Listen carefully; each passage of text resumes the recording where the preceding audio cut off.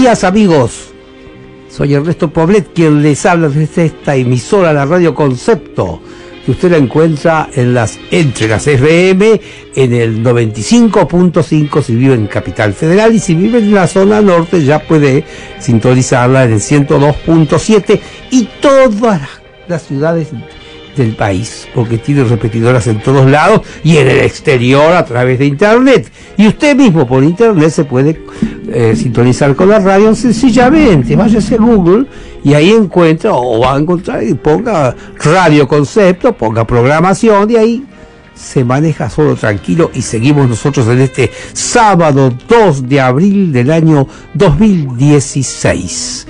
Fecha muy especial, son las 12 horas 3 minutos, con una temperatura de 20 grados 4 décimas en este día lluvioso en nuestro Buenos Aires. A ver, mis amigos, los de Canadá que nos escuchan en las ciudades de Edmonton y de Calgary, la provincia de Alberta, encantado, ya saben que sigan sintonizándonos, que nos pone muy contentos. Yo ya cuando hablo con ustedes durante la semana ya se los digo, pero ahora mismo se los estoy recordando, son unos cuantos, Y este programa se llama La Aventura del Desarrollo, y acá estamos hoy con presencias un poco más ya más amplio de lo que tuvimos en este verano que dejamos atrás. Ya hoy regresó Marta Torres con nosotros, Marta Inés Torres aquí presente.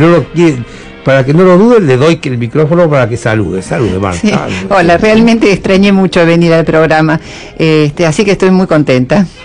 Bueno, ya dijimos que el sábado 2 de abril. Sobre eso, antes de llamar, tenemos un invitado muy especial, que es el ingeniero Emilio Apud. Usted sabe que la energía es uno de los hombres más correspondido acá, donde todo el mundo lo llama y lo consulta sobre el grave tema energético. Presentes los dos hermanos Bénica, tanto Román como Simón están aquí con nosotros, y Hugo Kremer también, con la particularidad que él nos dice cómo tienen que comunicarse ustedes por la vía internet y por todo lo demás. Hay el blogspot que tenemos también en casa. Hugo, ¿puedes hacerlo? Sí, con mucho gusto, Ernesto. Buenos días. Bueno, nuestros oyentes pueden llamarnos al teléfono 4136-1000, 4136-1000 o al 4136-1050 para dejarnos sus opiniones o para expresar sugerencias o para hacer preguntas, por supuesto. También nos pueden seguir a través de Facebook, el programa La Aventura del Desarrollo. Pongan esto en Facebook y aparece inmediatamente nuestra página con la imagen sonriente de Ernesto. Y también nos pueden ubicar a través de nuestro blog, que es La Aventura del Desarrollo, todas las palabras juntas sin espacios intermedios, .blogspot.com, donde también pueden dejar sus sugerencias y escuchar programas anteriores. Muy bien, muchas gracias a ti. Fíjate que el día de hoy es una fecha que no puede pasar inadvertida, es el 2 de abril, que yo le llamo el día de la tragedia del 2 de abril, porque 2 irresponsables, 3 o 4 generales, brigadieres y almirantes de la nación cometieron con su país otra vez una de esas vueltas de tuerca gravísimas y catastróficas para el país. ¿Quién nos iba a decir que íbamos a pasar por agresores en una guerra y encima perder esa guerra? Y que encima el problema de las Malvinas, que desde 1833 es un conflicto permanente y sistemático que tenemos, que no lo hemos sabido resolver institucionalmente como nación. Porque si bien es cierto que fuimos un país muy inestable, con gran cantidad de golpes de estados y dictaduras y corrupciones, pero también tuvimos nuestros gobiernos constitucionales excelentes, que no sé qué pasó, que no se resolvió. Bueno, está bien, yo digo esto para justificar por qué dije la tragedia del 2 de abril. Para mí el 2 de abril yo lo califico como un día para no olvidarlo, pero solamente para homenajear a nuestros mártires, porque también los tuvimos, desgraciadamente. Y para los muertos y para los discapacitados que quedaron así, a quienes merecen nuestro respeto y nuestro recuerdo. Pero no para olvidarlo y llenarnos de felicidad, porque es otra feroz metida de pata que tuvieron nuestro país y nuestras instituciones. Y continuamos, amigos, ahora mismo entramos de lleno con Marta Torres, que desde luego tiene que ser la persona que nos abra el programa de hoy mientras esperamos a Emilio Aput. Hoy lo de Emilio Aput significa que en cualquier momento podemos cortar la transmisión porque él tiene que llamar acá, ¿verdad, Marta? Sí, solamente una cosa cortita que es con respecto al tema de Malvinas. Yo creo que es el aniversario también de la tragedia del inicio de la manipulación de la opinión pública, porque nunca me voy a olvidar que una semana antes de ese episodio de la ocupación de las Malvinas, Galtieri tuvo una manifestación de protesta en Plaza Mayo, en donde por un tema de aumento de precios, de que la economía ya no funcionaba, y manifestaciones en las calles, y ya los militares bastante desprestigiados. Bastó que Galtieri tomara la decisión de invadir Malvinas para que la gente se olvidara de todo su malestar económico y apoyara y se convirtiera en ferviente patriota y en admiradora del gobierno militar que ya estaba en crisis. O sea que su gobierno se extendió, su prestigio se extendió el tiempo de la guerra de Malvinas. Y la derrota de Malvinas nos sirvió para librarnos de los militares políticamente, porque gracias a eso se desprestigiaron y al poco tiempo anunciaron que iban a llamar a elecciones en un breve tiempo, ¿no? Así que creo que muy bien, Marta, desde luego que un tema tan espinoso y delicado, yo te tengo que manifestar mi total acuerdo con lo que estás diciendo y decir también que nuestras Fuerzas Armadas se han portado muy mal en diversas ocasiones en nuestro país y tienen gravísimas responsabilidades. Y la que siempre yo rescato del siglo XX es la tragedia del derrocamiento de Arturo Frondizi y la tragedia del derrocamiento de Arturo Illia. Qué casualidad, los dos presidentes constitucionales que en la década del 60 fueron los dos únicos electos. Todos los demás fueron tramposos puestos por el dedo militar y por la fuerza de las armas, porque en el año 60 fueron dos. Y los dos presidentes, hijos de inmigrantes italianos, relato esto porque ahora tenemos otra situación igual, donde el presidente Macri también es hijo de inmigrante italiano. Casualidad, ¿no es cierto? Bueno, muy bien.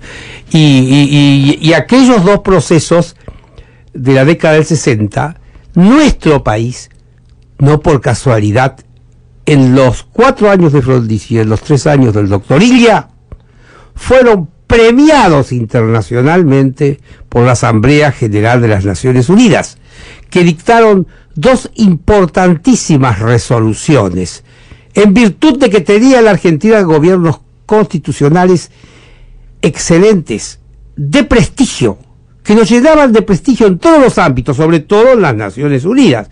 Y fue esa Asamblea General donde vota el mundo entero, todos los países del mundo están allí, y ellos votaron por una unanimidad muy grande la primera de las resoluciones, que fue la 1514 del 1960, en homenaje al gran gobierno de Arturo Frondizi, que tenía un parlamento excepcional, un gobierno extraordinario, y llevaba a su país al desarrollo con grandes inversiones, pleno empleo y la seguridad más absoluta en lo institucional, con un presidente también muy querido en el mundo entero, de mucho prestigio.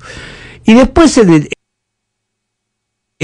la década de Illia, la otra fue la famosa resolución 2065, y digo famosa porque ha vuelto a ser esa resolución traída a colación para que se utilice otra vez, ahora que tenemos un gobierno mucho más serio, porque hasta ahora tuvimos un régimen corrupto y lo que podemos decir muchas cosas más, pero no me detengo en eso. Pero tenemos la posibilidad de volver a aplicar la resolución 2065, porque era una resolución que nos llevaba a la negociación por Malvinas, a la paz por Malvinas, que es lo primero que tendríamos que haber hecho desde que la fragata Clio se usurpó la isla principal del archipiélago Malvinos por medio de una fragata. Pero como nosotros no teníamos el Estado argentino en vigencia, teníamos la dictadura de don Juan Manuel de Rosas, que era simplemente un gobierno que nadie lo tomaba en serio, porque era un gobernador de la provincia de Buenos Aires que se hizo dar por 2 o 3 gobernadores de la zona litoral que tenía puertitos fluviales un poder y decirle yo soy el restaurador de las leyes. Y ese era la forma que Rosas ejerció su dictadura por 20 años. Y todo eso, lamentablemente, en ese interregno que duró el gobierno de Rosas, nuestro país no tenía ni una marina de guerra, ni siquiera un barco de guerra. En época que ya Chile tenía su flota, en Uruguay ya tenía su independencia, Paraguay tenía su independencia, Bolivia también, todo lo que nos rodeaban en el hemisferio, en América del Sur, tenían ya sus instituciones y su marina de guerra, y nosotros no. ¿Por qué? Y bueno, nos pasó lo que nos pasó. Y nos han condenado a esta cantidad, a 1 siglo y medio, no, más, casi 2 siglos, en el 33 van a ser 2 siglos, de un litigio permanente, un conflicto, donde no podemos aprovechar nuestro Atlántico Sur, donde tenemos una cantidad de elementos negativos, donde no podemos, una zona de áreas tan desarrollada como puede ser la navegación y los puertos y todo lo que significa ese enorme litoral marítimo que tenemos, de lo cual quiero decir ahora mismo que acabamos de ser otra vez, qué casualidad, en el gobierno de otro italiano hijo de inmigrante, mejor dicho, de otro hijo de inmigrante italiano, el ingeniero Macri, lo han vuelto a premiar. Fue en los diarios de esta semana que ustedes leyeron una resolución de un comité de las Naciones Unidas, de la misma Asamblea General, creada al efecto, que estudiaron muy bien la situación del espacio marítimo nuestro mar territorial, jurisdiccional y la zona económica, que es hasta las 200 millas, se las consideró también en los otros archipiélagos o islas que tenemos nosotros, uno que está pegado a la Antártida, que es las Islas Orcadas, y después las Islas Sandwich y Georgias del Sur, y a ellas se le dio la dimensión que corresponde según las convenciones del mar, y resulta que nosotros nos levantamos a la mañana a enterarnos que desde las Naciones Unidas ese comité de científicos, pero con una idoneidad absoluta, excelentes estudiosos de todo esto, llegaron a la conclusión de que la Argentina le correspondía mucho más espacio de mar que el que teníamos. Y si nosotros teníamos 4.880.000 kilómetros cuadrados de mar, llevándolo desde la línea de más baja marea de la costa hasta las 200 millas, teníamos esa cifra muy importante de espacio marítimo, que es 4.880.000. Pero ahora le agregamos 1.700.000. Y fue casualidad que ahora, a los 100 días de Macri, salga ese regalo de los dioses que nos vino de arriba, esta fantástica lotería que hemos ganado en esta semana última. No fue casualidad. Es que el gobierno de Macri despierta confianza, porque después de muchos años, de 12 años horrorosos que pasamos con la dictadura que acaba de terminar acá, porque lo de Cristina fue una dictadura, pero no solamente porque lo haya dicho Mirta Legrand, fue una dictadura porque ella, desde el Poder Ejecutivo, invadía, abusaba con los demás poderes, y se transformó en una dictadura, porque ellos, con la corrupción y los sobornos y la cooptación, manejaban el Poder Judicial y el Poder Legislativo. No había libertad de prensa, porque la libertad de prensa es cuando al señor Haddad, Cristóbal López, por orden de Cristina, le cobraba todos los medios que había hecho Haddad en unos cuantos meses de intenso trabajo, seriedad y en forma transparente ante el mundo entero.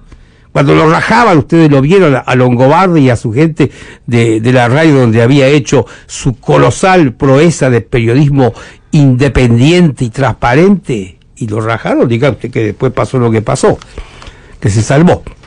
Pero entonces no es casualidad que ahora la Argentina ha vuelto a ser considerada en el mundo. Tan considerada es que cuando tuvimos nosotros algún guiño, por lo menos, de buena voluntad para nuestro país en la época de la dictadura kirchnerista, cuando todo era corrupción y solamente se expandían las villas miserias, en los 12 años horrorosos que hemos pasado, con desabastecimiento total de energía, bueno, no voy a empezar a hacer el inventario de males de la época que se fue.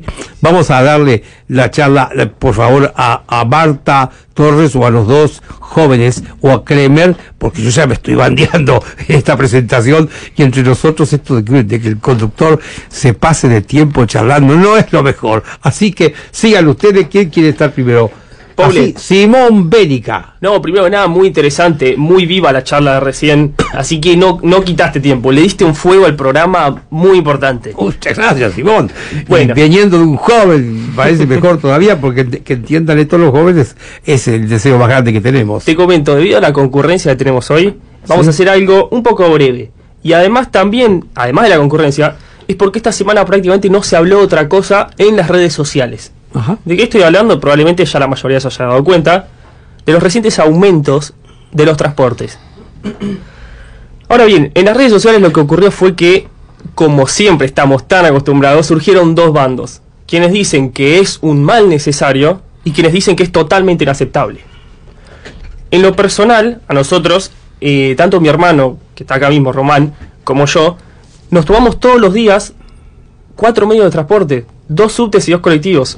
O sea, nos afecta bastante, pero claramente también nuestra posición es la de creer que era un mal necesario. Y formamos parte de toda esta batalla en las redes sociales, de las cuales te quiero mostrar un par de comentarios que vi sobre escritores anónimos, que me pareció importante decirlo porque resume muy bien toda esta situación. Muy bien, bueno. Te lo comento.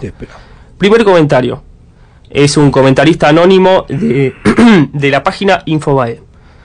El problema de tener que explicarle a alguien por qué la quita parcial de subsidios era necesaria es que si no lo entiende por su propia cuenta, tenés que explicarle prácticamente economía desde cero. Tenés que explicarle lo que es el déficit fiscal, tenés que explicarle lo que es la emisión monetaria, tenés que explicarle lo que es la inversión en infraestructura, tenés que explicarle lo que es el federalismo, e incluso tenés que explicarle que los subsidios no era plata del Estado, sino que era plata de ellos mismos.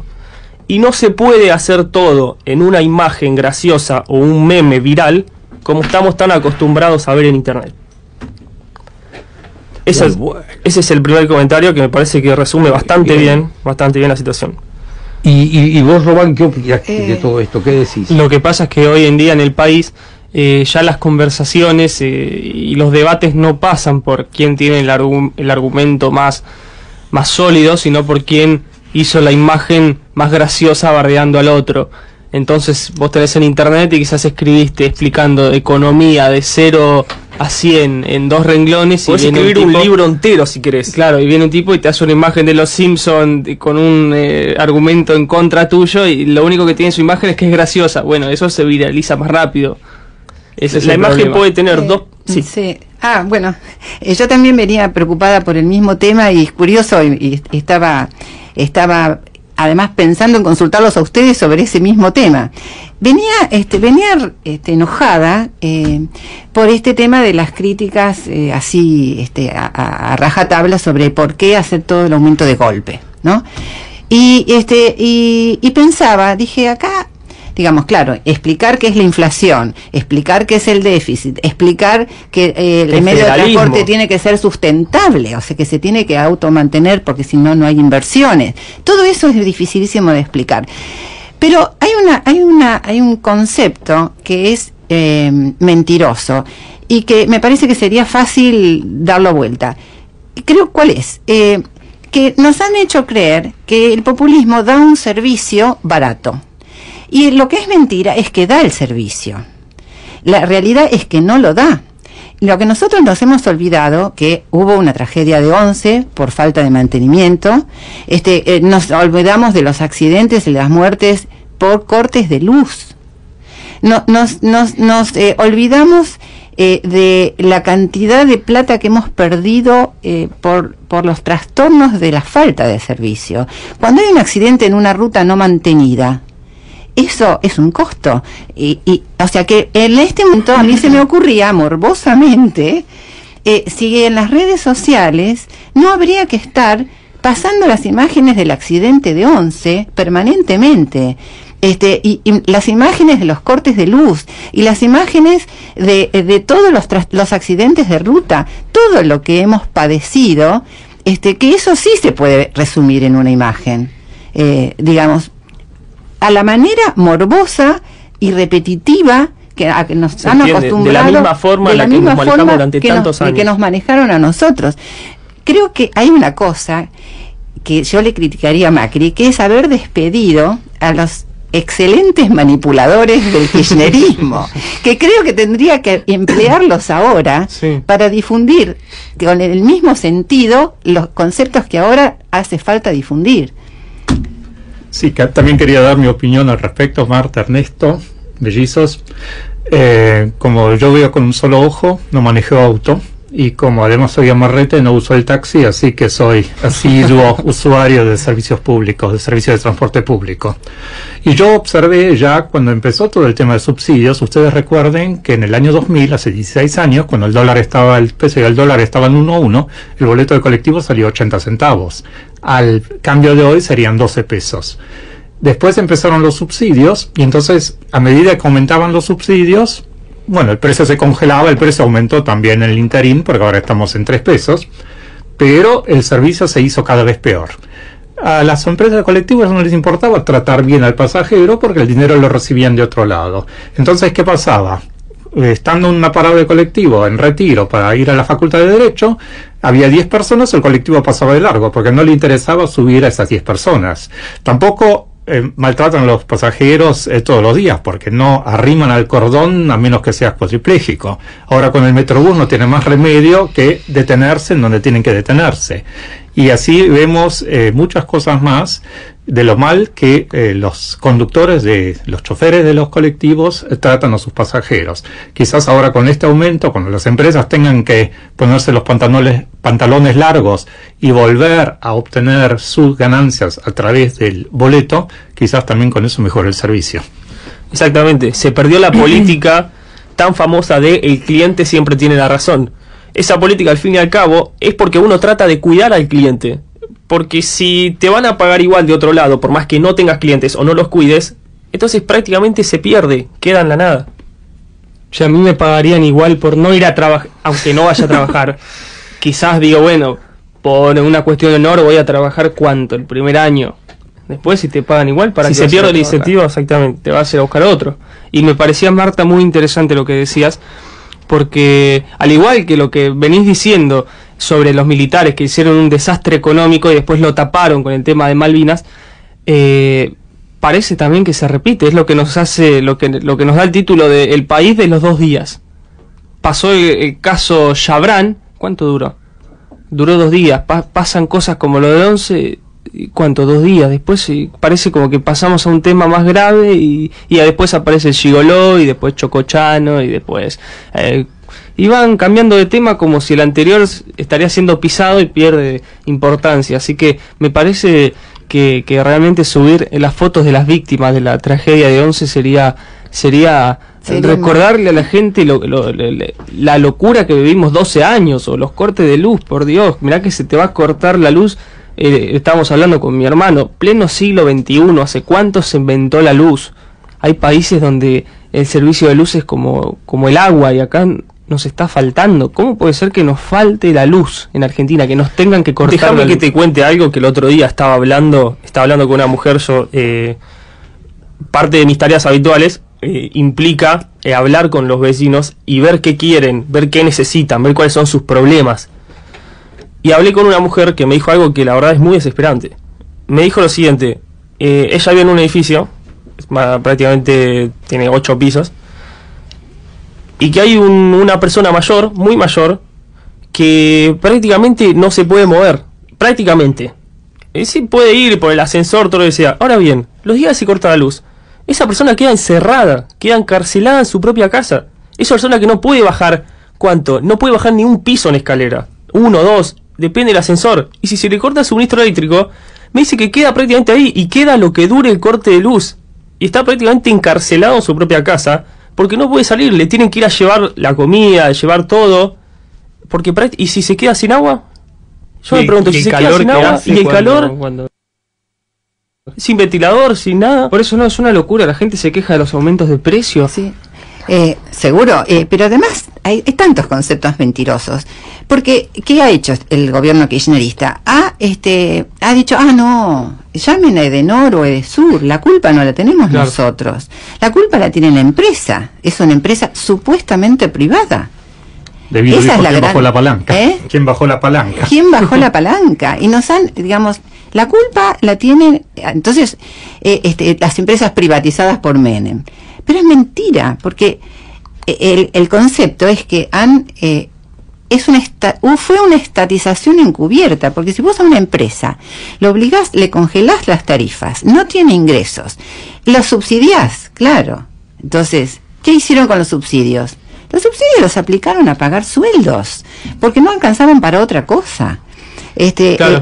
Los subsidios alcanzaron a gatas para mantener el movimiento operativo, pero de ninguna manera permitían invertir en el mantenimiento de las redes, que es lo que falla cuando hay cortes de luz. Es que son...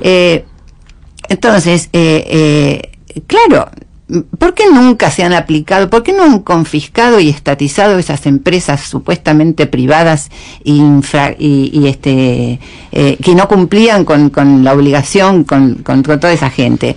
Y porque, claro, eran ellos mismos. No, es que- no se podían clausurar ellos mismos. Es que son tan bobos los kirchneristas que cuando ocurrió la tragedia de 11, yo tengo un amigo que escribió en su Facebook, miren lo que pasó con los trenes. Me pregunto cuánto va a tardar este país irresponsable en terminar de estatizarlo. Claro. No aprendió nada. No, pero no entendió nada, porque además en el caso de los trenes fue terrible. ¿Por qué? Porque, digamos, los Irigliano lo que cobraban lo invertían en unas empresas de transporte que tenían en Estados Unidos. Es decir, uno de los problemas justamente de este tipo de convenios es que justamente es muy difícil controlar en qué se gasta el dinero del subsidio. Es imposible controlarlo. Y entonces hay desvío de fondos a la larga o a la corta. Digamos, es un sistema que fomenta la corrupción. Si la empresa es privada, en cierto sentido, los obliga a invertir porque si no el servicio se cae y entonces no cobran y la gente, digamos, usa otro medio de transporte. Digamos, Además, Marta, vos también tenés que considerar que en parte de esos subsidios también han retornos. El 20% iba a las personas que habían dado. estaban dando los subsidios. también, claro. Sí. Es Todo un eso surge negocio, ahora, todo es eso un surge negocio ahora. a dos puntas, seguro. Pero es tan perversamente construido que realmente falla por todos lados, a la Son larga o a la las corta. 12:30, perdón, y ves que los cortes, pero acá son rigurosos con los horarios. Pero antes vamos a decirle a la gente que estamos viendo la televisión desde Córdoba, donde en el frontispicio de una comisaría nos comunican que ahí está el señor Jaime Encana, Algo señores. hermoso. Uno de los testaferros más importantes del kirchnerismo ya está detenido.